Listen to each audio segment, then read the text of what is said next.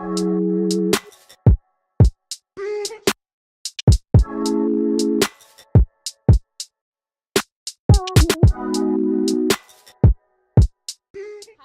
welcome to the toilet. My name is Rahilu Diallo, and this is the Toilet Podcast.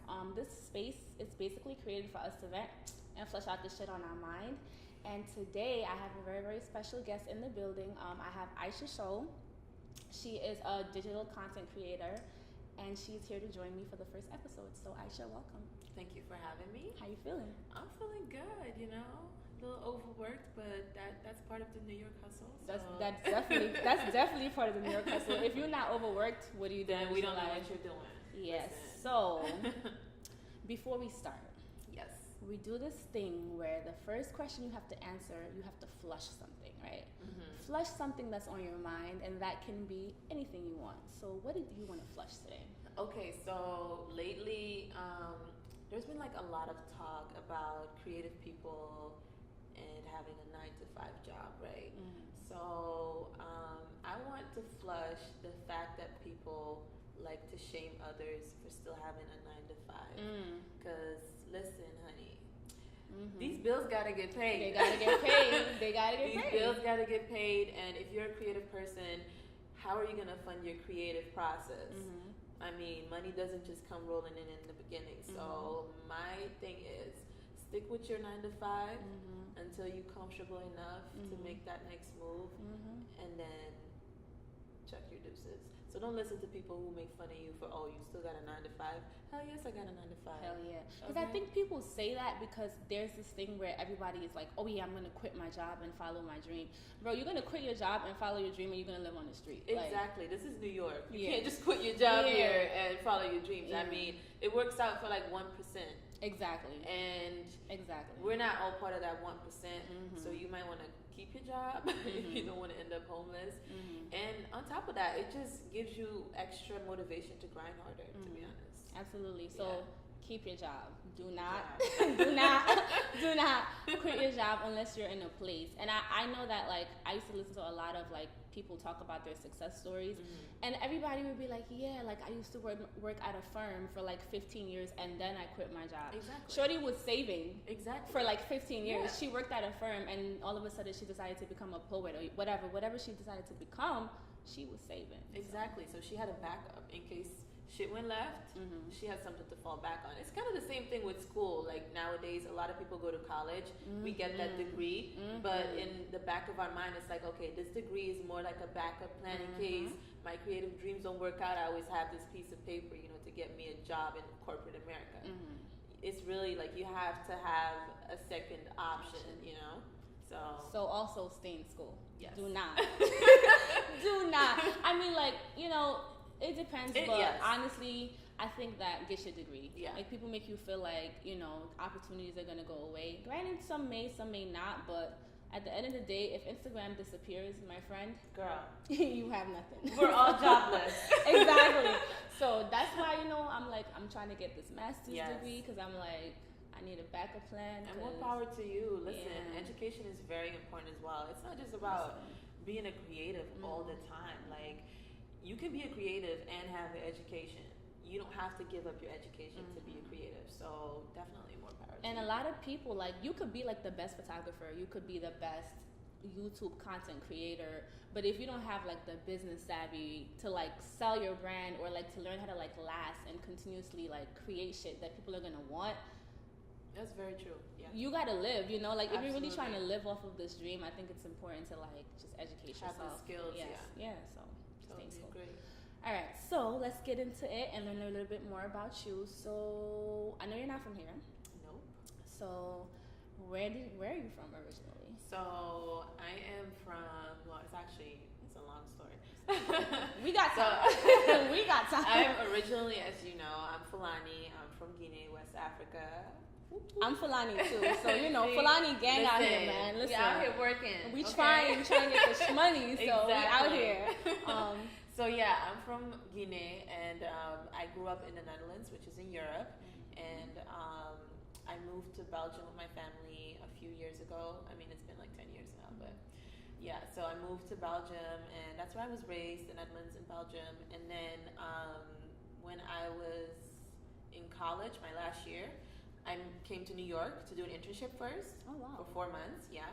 So I did an internship for 4 months. That was early 2016.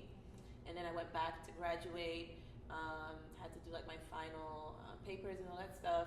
And then after I graduated, I think I graduated in June or July, and I moved to New York in November that same year. Wow. So you just like was like New York City is the place for me. And Yeah, I was like, I'm out. But it's not like a one day decision that I made. No. Because I'm like, you're bold for being able to do that. I always wanted to move to New York ever since I was like this little. Because I knew I had an aunt here, and I would always talk to her, and she would tell me about what it's like, you know, and I would see pictures. And I was just always intrigued by this big city.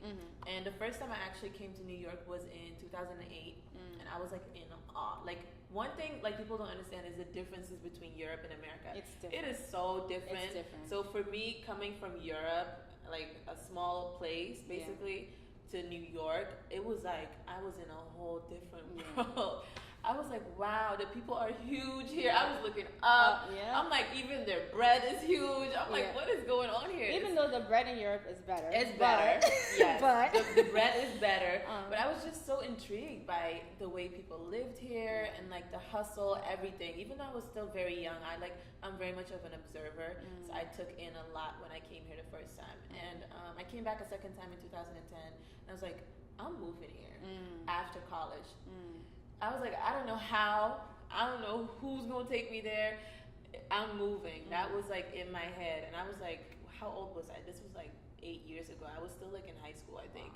So I was like, I'm moving there. I don't know how. I would tell my friends, and they would just be looking at me like, girl, bye. Like, stop. Wow. You ain't going nowhere. You know, your black ass ain't going nowhere. And here you are. That's crazy. Exactly. Like, I would even tell my family, like, they would just laugh. Like, it was so hysterical to them. They'd be like, this little girl, exactly, yo. Like, yo. Like, and I'm cafe to them. You know, I'm arty. Yep. They'd be like, you already went and you came back. Yep. So I was like, all right, it's cool, you know, no biggie. So then after college, I was like, listen, I'm out. I went to school, graduated. I worked like 3 jobs, like 3 of the shittiest jobs. What? I was cleaning in a hotel, and I was working in a restaurant as a waitress. And what else was I doing? I think I was working in another restaurant. So I was doing 3 jobs because I had like from July to November, and I set that date for me. I was like, end of November, I'm out of here. If I don't leave by then, I'm never leaving. And I had a job offer, so that made it like easier for me to like have that set, like that goal. So that's what I did. I just worked my ass off until November. I purchased my ticket, and I was like, I'm out. What the hell? Yeah. So you just, wow. Like, I didn't even know that, first of all. So I'm like, kind of like, because I went to Europe, and I was there for 4 months, and I didn't want to leave because everything was so chill and so calm. But I can understand, like, when you come to New York City and you see everybody is moving, you kind of want to get into the hustle of things. So how was that transition like, coming from a place that's kind of slow, I would say, to coming to New York City and everything is just like up and lit and everybody is just like... I would say definitely that 4 months of internship definitely like helped me like adjust, and I was getting used to it. And I've always been kind of a fast-paced person when it comes to working, which is why I felt very out of place in Europe. Because I'm like, everything is so slow here for me. Like, I feel like I can't do this. Like, it's just too slow for me.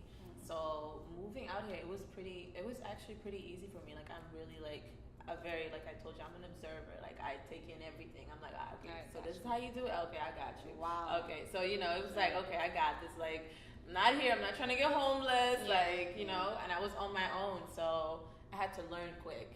And then what was that like being on your own, and like, how did you transition? Like, I know you had family here, right? So how did you transition? Like, I know you have an apartment and stuff now, but like, what was that process like, finding a place to stay and stuff? So when I first moved to New York, that first year, girl, whew, child. I can only imagine. It is rough.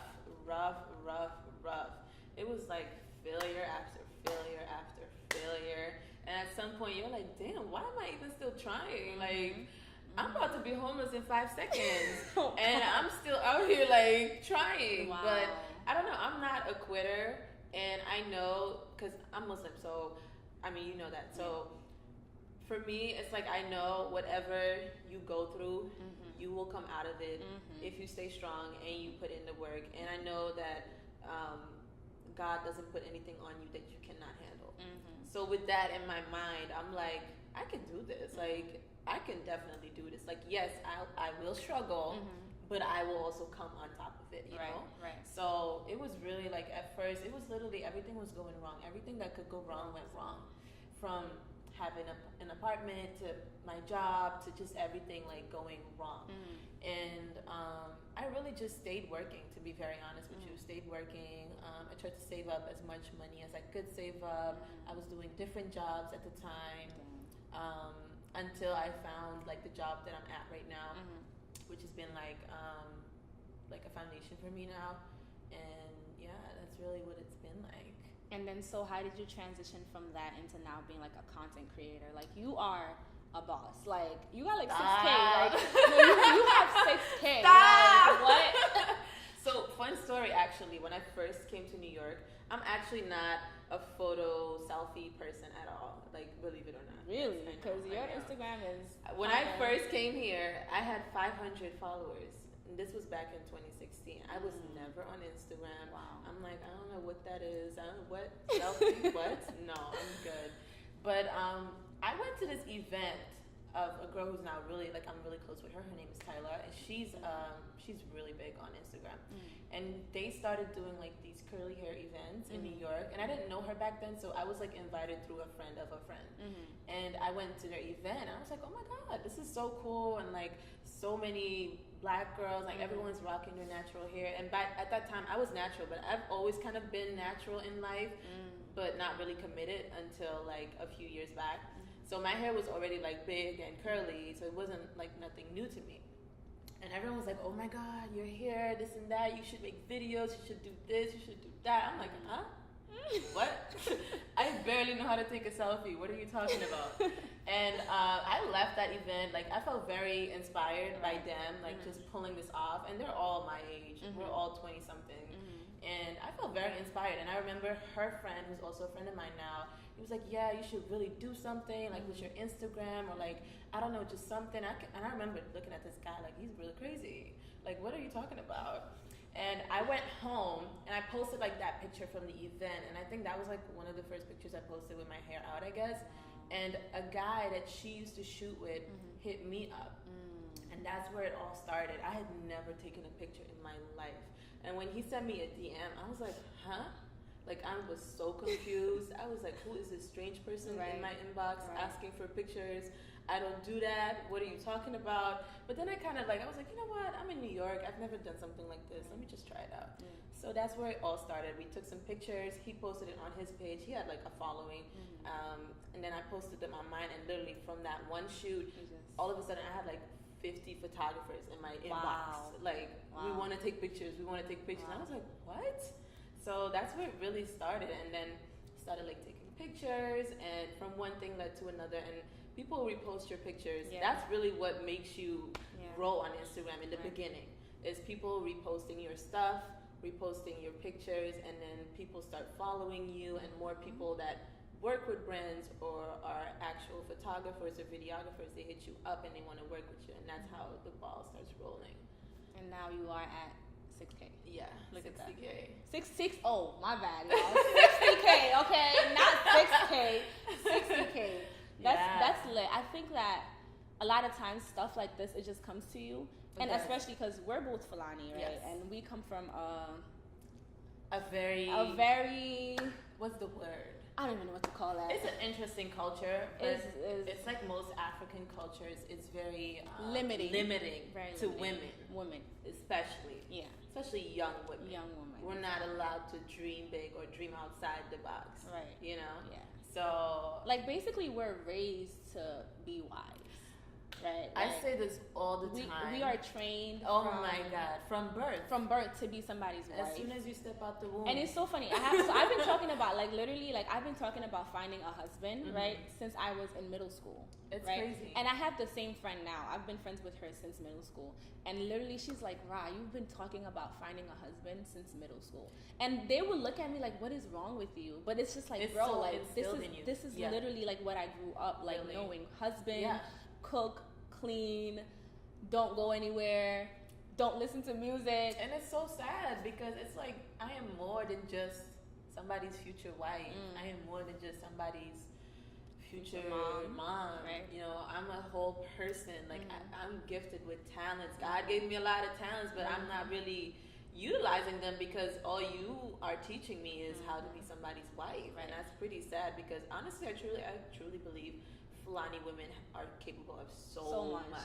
And it's so unfortunate because you don't ever see Fulani women out there in the top or anywhere, and I feel like they could be, but we're so instilled to be just a wife or just a mom or just, you know, something standard, something you know, calm in something the background, something acceptable, you know, to society or to their society, right?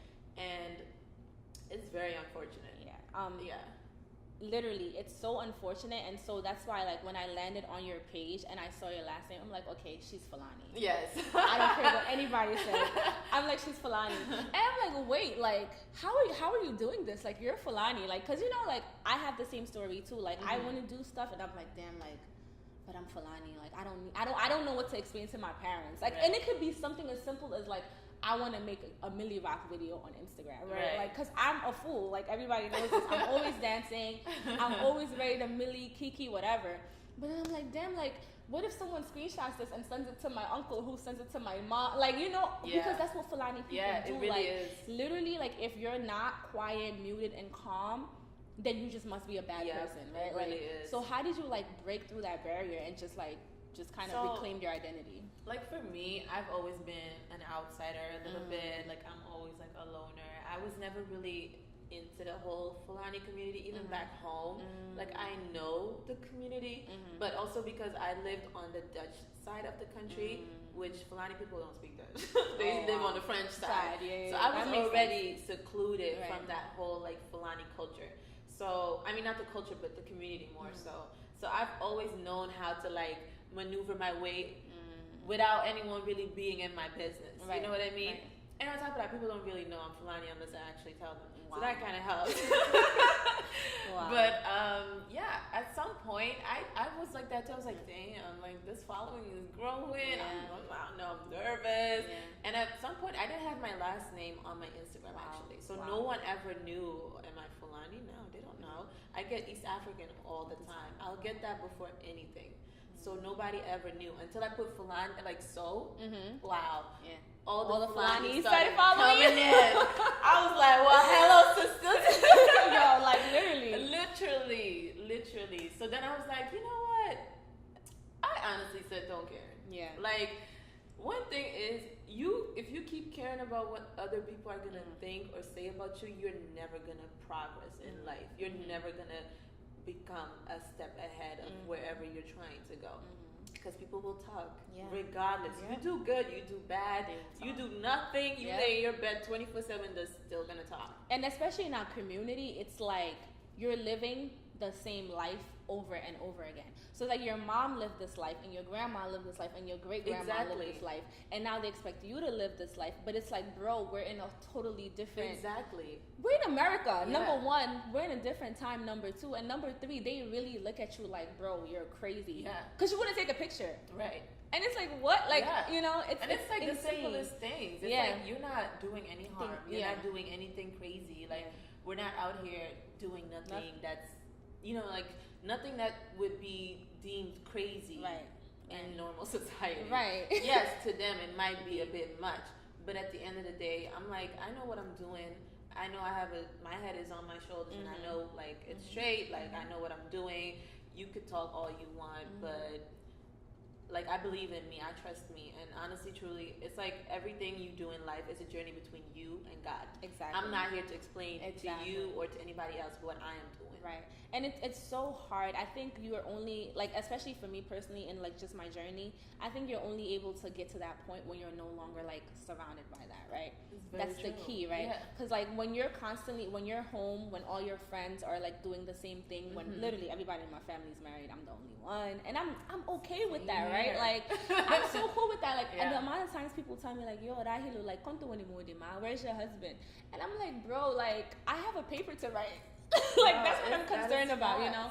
So, like, I think when you remove yourself from that, like, surrounding, you see that there is so much more out there for you, bro. Like, and this summer, just, like, I'm just like, wow.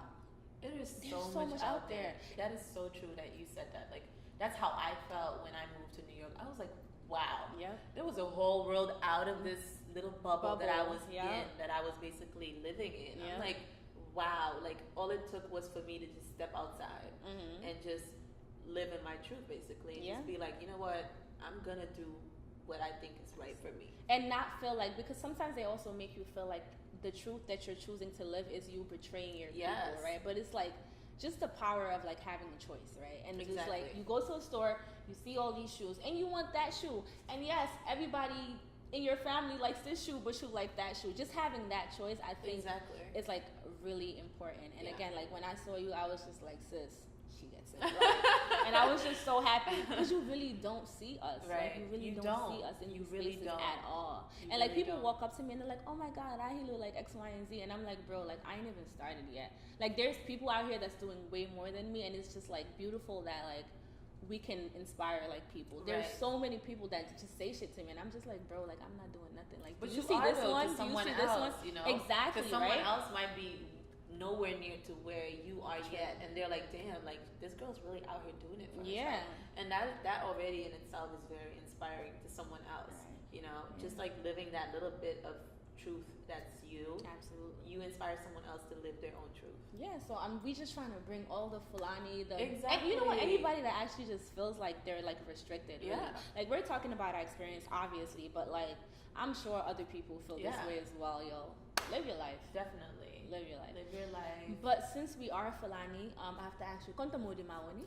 Listen, he's somewhere on earth waiting for God I just asked to her send where him her to husband me. is, because literally, I kid you not, when you go to family gatherings, they say, hi, that's the how first are you? question. Konta Modi Ma. Or they'll be like, Modi Male, meaning like, how's your husband? And it's like, bro, you didn't ask me if I ate. You didn't ask me if I'm good. All the time. Nothing. The first question is Modi Male. Yeah. And you just ask God. I'm trying to find him too. I just smile and nod. I feel like he won't allow, meaning he's on the way. But you know. Yeah, that's actually an annoying ass question. Yo, like not even gonna lie. It's like, damn, mind your business, sis. I mean, everything happens for everybody on their own terms. Like people, especially in that community, they expect that as a Fulani girl, once you hit 20 something, 25 something, like it's over. That's it. The husband is right at the door. You know how it's like 30 for like regular people? Like when you're 30, everybody's like, oh my God, let me get married. Well, 25, it's over for you. It's a wrap. You're old. You're done. You're like grandma.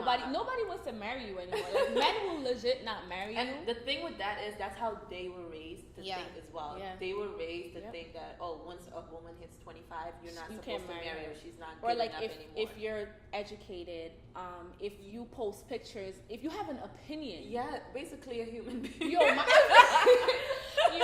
like my brother always tells me, he goes, you're too much. And I'm just like, so I'm supposed to not like have an opinion? I'm supposed to not like anything because somebody's not going to want to be with me? And he's like, no, that's not what I'm saying, but you just have to understand. And I was like, listen, bro, no, we're not doing this. No, we're not doing this. Exactly. So now as a Fulani, right?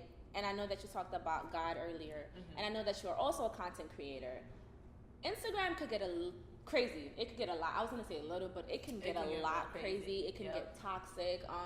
Especially if you're a content creator. I know you probably work with brands that expect you to post stuff all the time. Like, how do you pull yourself out of that? Like, how do you not let it stress you out too much?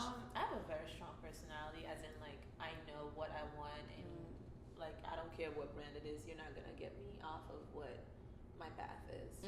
You know. And for me, in everything that I do, as cliche as it sounds, I always try to think about, okay, can I look back at this and be like, okay, I was proud of myself for doing this, you know? And I always tell myself I want to do stuff that make me feel good on the inside and not just look good on the outside on Instagram. So I always make it very clear when I work with brands, like, this is who I am. This is what I like to post. And these are the things that I would never post. I don't care what your budget is for that.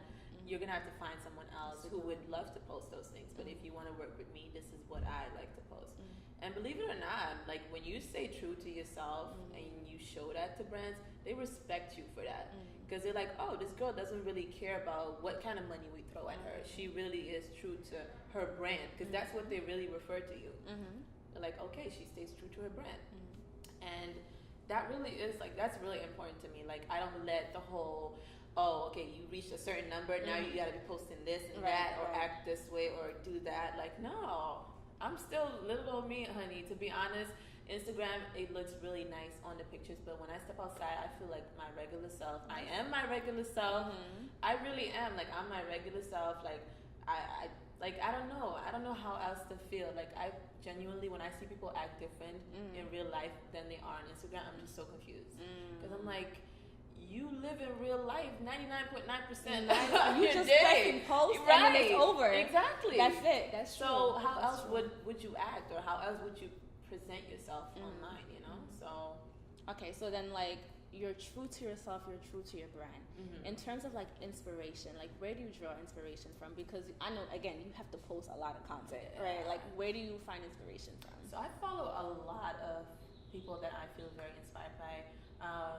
I was looking through my following, like the people that I follow lately, and I was like, damn, I only follow Black women. Hello. I was like, well, Listen. Like, I really didn't even realize it until I actually looked through the people that I follow. I was like, I only follow beautiful Black women who are really like out here just working. Literally every girl that I follow is on some kind of grind or hustle. Like, they're either in school, doing blogging at the same time, or they're already working, content creating, they're traveling, they're doing something to like elevate their own spirit, basically, or to inspire somebody else. And that really inspires me. Like, actually, like my closest friends, they inspire me because I have a lot in common with them. I met them all in New York. We all met through Instagram. And we're all like on the same kind of dream. Like, they all moved to New York, fresh out of college. They all have their 9 to 6, 9 to 5. They work in the city. They have their own apartments that they pay for, and they're content creators and they're models. And I'm like, damn, you guys really are inspirational. And then it's like, we kind of do the same. But you guys really inspired me because it's like so nice to see like there's other girls, other Black women out here grinding just as hard as you are, or even harder. That's lit. You know? And I'm like, that really inspires the shit out of me. That's lit. And I think that then do you think that when you're a content creator, like, how do you pick your friends? You know, because I feel like it can be hard. I don't really pick my friends. I feel like you become friends with people who you're aligned with in life. You know? Somebody frame that. Somebody frame that. Yeah, I feel like you really, wherever you are in life, that's who you meet at that point. So if your circle is great, it's because you're in a point in life where you're doing great, or where you feel great, you know? And I feel like that's very true, because like when I look back on people that I had in my life that I'm no longer friends with, and I'm like, why was that? And then I'm like, I was really in a low point in my life as well at that time. So it made sense for me to connect with people who are also in a low point of their life, you know? So right now, I'm only surrounded by girls who are like out here thriving and like just winning. And I'm like, I kind of feel that way too, though. So maybe that's why we're like aligned with each other. So I think that's really how I connected with those girls. Wow. I'm like shook because I'm like, yo, I'm like thinking about my life right now. Okay, what are you about to change? I mean, they do say you are the 5 closest people next to you. So whoever is the 5 closest people next to you, that says a lot about who you are at that point in life. Damn. Wow. I'm shook. Okay. So friends. Okay, cool. So then again, the flip side of social media, it could be toxic. So then how do you like de-stress, debrief, take care of yourself? Because I know that it could get exhausting sometimes. Social media can be exhausting. You can feel pressured to be like others on social media. You can feel like, oh, I'm not doing enough. When you look at other people's content or other people's feed, you're like, damn. Like, sis out here is always posting and her picture's looking sharp. Listen. She getting all these jobs left and right. And it's like, damn, maybe I'm like slacking or whatever. But that's where, you know, comparison will kill you. Like, in creativity, in life in general, it will kill you if you compare yourself to anyone. And I like to just Like, first of all, it looks like I'm always on Instagram, but I'm not. I promise you, I'm not. I feel like a lot of social media people look like that's all they do. Yes, like it looks like edit. that. But honestly, truly, I post my picture and I go. Really? Yes, I post my picture, I go, and then I stalk people's story for a good hour, and then I'm out. Like, I don't know. Is it like I guess a curfew? Like, do you set like a schedule for yourself? Yeah, so I do have a schedule. I mean, sort of a schedule of when I want to post. Right. Like, I know, like, okay, between these hours, I'm gonna post. And I usually think about the picture, like, beforehand. Like, okay, I want to post this picture today. Like, a lot of social media people, they have, like, a lot of them have, like, pictures lined up for weeks. Oh, wow. Yes. You have those apps where you can, like, put your pictures ready to go for tomorrow, the day after tomorrow. So it's like, I try to schedule it on when I want to post, and then I like looking at people's stories every now and then. You know, that kind of sometimes inspires to see, like, what are they doing during the day, but then I just turn it off, and then I really just like to, like, I pray 5 times a day. That's important. That keeps me very grounded and humbled, and I just like to keep myself busy with anything that has nothing to do with social media if I'm not on it, because I don't like to become I don't want my life to evolve around it, you know? So, yeah. So now, on a daily, when you're not posting, taking fly pictures or attending, like, bomb events, what are you doing? What are you eating for breakfast? Who are you hanging out with? What you doing? So I don't eat breakfast, which is not good. Me neither. Because, you know, in New York, we're having people stressed. Listen, I don't eat breakfast either. I gotta run for my train in the morning. I'm like, what is breakfast? I don't know. Same, sis. But I have a 9 to 6. So when I'm not, like, posting or anything on social media, I'm usually at work. You know, I work as an accountant. So, yes. Okay. Wait. What?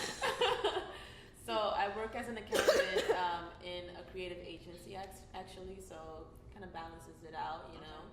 And other than that, I like to just be at home. I'm really a homebody, actually.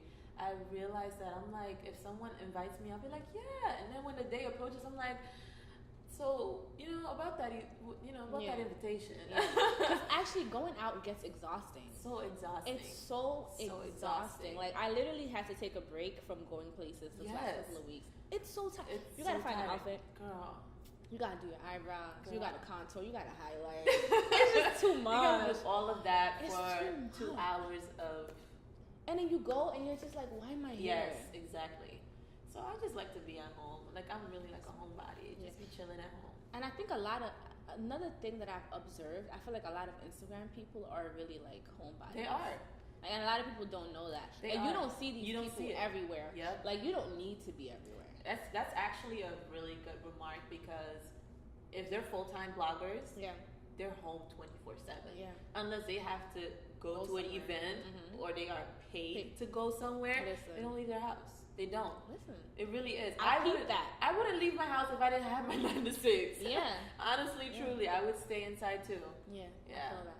Yeah, I think that a lot of people kind of just go places sometimes because they want to be seen. But I also think, like, I really think it's good to stay home. Yes. Like, some days I would just sit home all day. And a lot of people call me a grandma. And I'm just like, no. Same here. I'm good. Same here. I don't need to be there. Listen, I'd rather preserve my energy for me at home. And I love my bed. Listen, same here. I love my bed. I love my bed. Like, and you need that sometimes. Yeah. You need to like recharge. Yeah. I mean, especially like if you're not really like an extrovert, which I'm not. Yeah. You need your moments. You're like, I don't want no human interaction right now. Like, I'm gonna be really grumpy if I see human beings. And so you have to balance it out. And I feel like a lot of people get burnt out because they're trying to keep up with everything. And it's just like, bro, like, it's okay to say no. It's okay to not go. It's okay to stay home. Like, just chill. That is so true. And like, for me personally, like, that's something that I practice a lot. Again, call me a grandma. No, girl, if I show up, I'm really rocking. I'm gonna have a good time. I'm not gonna show up somewhere and just be steady there, you know, and just not really being myself. Just because I feel pressured to be somewhere that I really don't need to be at in the first place. But I totally agree with you. All right, so now I know we talked about like, you know, Fulani girls and like breaking the mold. And just being a social media person, what advice do you have for someone who wants to be in your space? Like someone who's looking at you right now and be like, oh my God, mommy, I want to be like her when I grow up. Like someone who's Fulani or just... So let's do like someone who wants to be a social media, just like in general, and then we can do someone who's Fulani to just be a little bit more specific. I get those questions. I get that question a lot.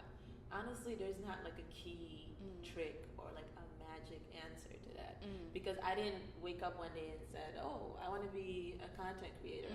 I didn't even know what that was. It really just happened. And I feel like it's so cliche, but just by being yourself is really what you attract. And it doesn't, like, it shows on Instagram. People really gravitate towards you because they like you, not because you're showing them a lipstick. 85% of the time, people really don't care about that stuff. They really just want to see you wearing it, or they want to see how you wear it. You know what I mean? Like someone once said this, like, oh, there's so many vloggers or bloggers already. Why should I make a video about this when there's already all of that out there? I'm like, because they want to see you do it. They don't care about all those other people. They want to see you and your personality showing that off. And that's really what gets you an audience online, really just by being your true, authentic self. You actually really attract people. And it's cliche. I hope y'all taking notes. It's very cliche, but it's so true. If you are just yourself, and also get your pages off private. Oh yeah. Nobody's gonna follow you if your page on private. Yeah. I had to have that conversation with myself, because I was doing the like, I don't want to like put my Fulani-ness out there. I did the like, when my last name wasn't in it, I didn't want to claim to be Fulani, and I had like a private page.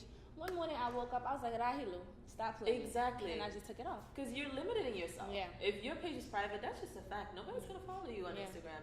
Nobody wants to hit that request button and wait 10 years to see your 5 pictures. No. We want to be able to see the pictures right away and then decide for ourselves, okay, I like this girl. Let me follow her, you know? Yeah. So get your page off private, and then like just be your honest, true self. Like people really will mess with you. Like people will ride for you just for being yourself. And I don't know what that is like the most easiest thing you can do is being yourself. And when people like you just for being yourself, and then you end up getting paid jobs just to be yourself, that's like, wow, that's all I have to do in life. Be myself and like get jobs based off of that. Like, believe it or not, this is another tip. Brands, big brands, they will follow you on their own private pages. So you will never know that, oh, this is someone from Nike following me, or this is someone from Refinery 29 following me. Because they follow you on their private pages, their little accounts that have like 20 followers. They'll follow you on those, and their bio won't say, oh, working at Refinery or Nike, none of that. It won't say, it won't say none of that. It will absolutely not say that. And then once they hit you up on an email, they'll be like, oh my God, I love your personality. I love that last picture you posted where you were like this and that. And you're like, huh? Who is this? And you're like, what? Huh? I don't think Refinery 29 follows me. And then you realize these people follow you on their personal pages. Yo, y'all taking notes? I'm taking notes. Yes. Wow. They really hire you because they like you. And that's another one, is you can work as hard as you want. Yes, put in the hard work, but also be a kind person. Be kind to people, because you never know. And don't fake it. This is my problem. Exactly. Don't fake it, because people can tell. It's not that hard. Like really, it really isn't. You can tell when someone's faking it. But also just be nice. Be kind. Like that will get you so far. What I've learned being a content creator is sometimes it's really not about how good your content is. It's about how likable you are and how much people really like you. And you'll meet people and they'll really like you, and you won't even know who they are until you get an email from a big brand saying, oh my God, I met you the other day and I thought you were so amazing, and I have this job offer that I want you to be a part of. And it's not even about you being able to create content. It's really just because they like you. That is like really important too, because like I've peeped like a few like people on Instagram like who are just not kind. Like you're not nice. Like who would want to work with you, you know? And like, okay, your content is great, but nobody wants to work with someone who has no personality or is not nice to people. Or it's just like like plastic, very fake, yes, like, very fake. And again, I really think people really do believe that like they're fooling other people. And you're not. Like me, I could walk into a room and I Yeah. could already spot. Like I could do rounds and I'm like, And that's how these brands, they speak the same thing. Yeah, they everybody the can same see thing. it. Yeah. So like I think that that's a very important point. Yeah. And I think if you are not like in a space where you can't be kind, like do the work. Exactly. You know? Do the Because work. that matters. Like Yeah. it's not always about the outside appearance. I think that like internally too, like do the Very work so you much. could be like a Very much. kind person. Yeah, So very much. Like from what I recall, like when you get emails, that's usually like the first line is "We love your personality." That's 80% out of the times. That is always in there in the email somewhere. They're like, "We want you because we like your personality," and they're like, "Can you be on set and show that personality?" look at that. So really, Can it's you be really, yourself? Can you be Yeah. yourself? Basically, So, be yourself. Yeah. And So- another thing is, don't buy your followers, please, people. There is now technology, and brands don't fall for the tricks anymore. I've heard this from people who work at these companies themselves. They have tools to measure your Instagram accounts, your Twitter accounts, your YouTube accounts. So before they actually sign a contract with you to work with you, they do those little tests. They really, Yeah, they really do it. They do Okay, those wow. little tests to see if your page is actually real or Wow. not, or if you buy followers. So in the end, you're really just fooling yourself if you're not being true. Yeah, I Yeah. think that's tacky. It is. Personally, I really think that's like really It is. tacky, and I think that like it makes people lose respect for you. Yeah. Like I can't respect you if you're so concerned about Followers. more than you are. About I the just, work. And I feel like if I'm like just a little Rahilu and I don't care about anything, imagine what Refinery 29 Yes, or whoever would think, exactly. you know? So Exactly. that's Yeah. crazy. But shout out to the people that came up with that in the first place. They made a lot of money. They They're sure business did. minded. Because I used to get emails every week like, oh, we would love to increase your following. Girl, X, I Y, get and those Z. all the time too. All the time. And I'm just like, but it was like this one, I think it was last year around this time too. Like it was a thing where like 10 emails, like, and I'm like, bro, I'm good. Like I'm really good. You're like I'm good. I'm now. good. Enjoy. Like I'm good. And I'm so glad I didn't. And they would really make it genuine. You Yeah. know, they make it genuine, and people I guess fell for it. Yeah, a lot of people buy followers. It's unfortunate, but We can see it. we see It's you. not worth it. Okay, so definitely be yourself. That's Yes. a big thing. Be kind, be likable, and don't buy followers. Exactly. Okay, so now let's move it all over to our people. Ooh, What this advice gets do you tricky. have for the for the youngins, the young Fulanis, the young Ghanaians, Nigerians, I don't know, Dominicans, Puerto Ricans, whoever, wherever you are, you know, the young people that feel like they're restricted by, you know, cultural expectations. What advice do you have for them? Yeah. what So advice? I read this on Twitter not too long ago, and I was like, wow, this resonates with every Fulani girl in the world. Like, it was someone tweeted something like, as an African girl or just as an African person, if you ever want to do something and you decide to wait for your parents' approval, it's never gonna happen. Wow. I was like, Wow. wow. But I was like, we're not well, telling you not to listen to your parents, though. yes, we're not saying don't listen to your parents or don't ask for approval. Not at all. But- Please, parents, don't come at me. They're gonna come hunting for me. yeah, No, yeah. no.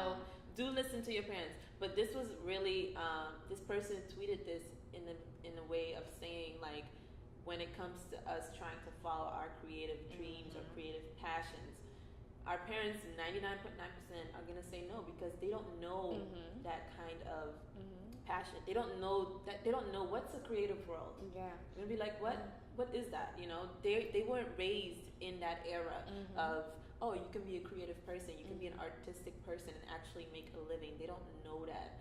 And I think some parents don't know that till this day still. Yeah. So for them, if you ask them something like that, of course they're gonna say no because they're not familiar with that. Right. So they're gonna tell you what they're familiar with, which is go to the work. regular 9 to 5. Get your degree. Exactly, get your degree Yeah. and go the regular 9 to 5. So sometimes you do have to make those sacrifices.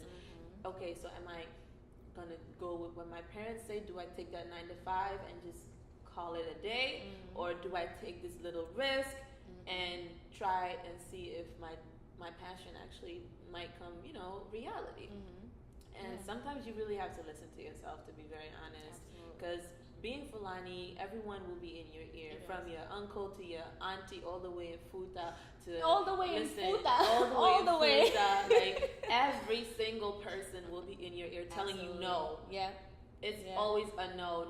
Like they will make you feel like guilty. You're like crazy. They'll make you feel guilty and crazy for wanting to follow something that's so easy, you know? Yeah. Like just being a creative or just something that's not what they're used to, basically. Absolutely. And then honestly, it circles back to fear because our parents don't know anything about that. So they're afraid for their children to follow something that they don't know. And someone has to break the cycle. Listen, damn! Somebody's got to break the door. Somebody's got to open that door. Windows, exactly. Let some new air in. And if it's not going to be you, it's most likely going to be your children. Because believe me, your children are not going to go that route. Yeah. They're going to be the ones saying that, ma, like you could have, you could have did it, but you didn't. So now it's our turn, and we're going to do it. Yeah. So eventually, honestly, you just have to like go with what your gut says, you know? And I just want to add to that too. I also feel like because of the uncertainty, yes, our parents are afraid for us to do it. But I feel like when you start to do something that maybe you don't have support from your parents or maybe no one around you understand, I feel like the world just opens up to you. Oh my God. And it's like people come from nowhere and they're just helping you and you're just like, what the hell? Like, where were you? And you didn't even plan it. You just like went for something that you believed in, and it's like you just get introduced to a whole new family, I would say, that like of people. So true. Yeah. That is so true. So especially like strangers. Yeah. Yes. It's like you won't get that support from your close circle. Yeah. And for some weird reason, strangers will be the support that you need, actually. Right. And I think sometimes it's better that way too, like because it's genuine, right? And then no one's like throwing it back at your face. So I think that, you know, a lot of times too, like, well, I always look at, let me not say, like other people's family structures, and I'm like, damn, like look at this person's mom is like reposting this and that and the other and the third, and it could be discouraging because you're just like, yo, like what's good? But I think that this sounds cliche, but like the universe opens up. It does. It opens up, and you're just really like, does. whoa, like things really work does. out, man. They really do. They really work out. But like, you have to work for it, and of you have course. to stay positive and consistent, and you got to believe in yourself more than anyone else. Yep. Because who got you other than you? I mean, aside from God. Nobody else here is gonna have your back like you do. Yeah, and that's just like the realest thing, and it can get exhausting again for people like us who don't really have that support. But on some real ish, like you have to have your back, and like you can't let what other people are doing influence what you're doing, right? Exactly. Like if someone doesn't want to support you, that's their problem, right? If someone doesn't see your dream, it's not your job to like sit there and try to explain it to them. That's their problem, right? Exactly. They can deal with that. You got shit to do, so get to your shit and get that done. And don't like that's literally been like the biggest thing for me. So that is so true. Like that really resonates with me because that's really like that's been my journey as well. And like also like don't explain yourself to people. Really, you really mind your business, do your work, and watch how things start to flourish. And watch how people come to you. Facts. They literally come to Facts. you. I moved out to New York by myself. I knew not one person, not one single person. And now, honestly, truly, I can say like I know a lot of people that through work, like I know a lot of photographers, videographers, people that work on sets, people that are managers, just like name it. And it's so crazy to me because I moved out here not knowing a single soul. Look at that. Like a single soul. And it's just crazy when you just start working for yourself how like doors open and people come in, and it's so crazy to me. Well, thank you for joining me. I wanted to have you here because I feel like we have a kind of like a similar story. We do. Obviously I look up to you because like you're my OG, but thank you. I think like especially as a Fulani, like it's important. Again, representation matters. Yes. And you know, this podcast is obviously not going to be all about Fulanis, but you know, it gives you a chance to learn a bit more about me and also like the people that I look up to. But just for my Fulani people out there, you know, like this one's for you. Y'all. All right, this is for you. We believe in y'all. You can do it. She's doing it. I'm finna do it. It's gonna happen. I don't know where. She's just gonna get bigger and better. But thank you for coming. Thank you for being awesome. Thank you for doing your thing. Thank you for being a real ass human being. Like you are first of all, you are like just your aura is just like calming and peaceful. And I think that's why like I was just like, yeah, I need her to be here. Thank you. I really appreciate that. Thank you. And you can tell them where they can find you on social media. Well, y'all can find me at African Melanin with 3 N's at the end. I have a YouTube channel, but you know, watch her YouTube channel. And you know, like she's at 60K, right? So yes. You know, you guys, make that 70K or something. Listen, we setting goals out here, okay? We gonna hit what? Let's set a goal. What we trying to hit? Listen, we got how many months until 2019? We have September, October, November, December. Maybe we can hit 70K before the end of the year. Listen, man. So if you watch this video, if you listen to this podcast, go follow her. Yes. Go comment under her pictures. Let's connect, y'all. Let's connect. Also, I get a lot of DMs actually from Fulani girls. Look at that. So yeah, let's connect, y'all. So alrighty. Well, thank you guys for tuning in. Thank you for being here, and we'll see you guys next time.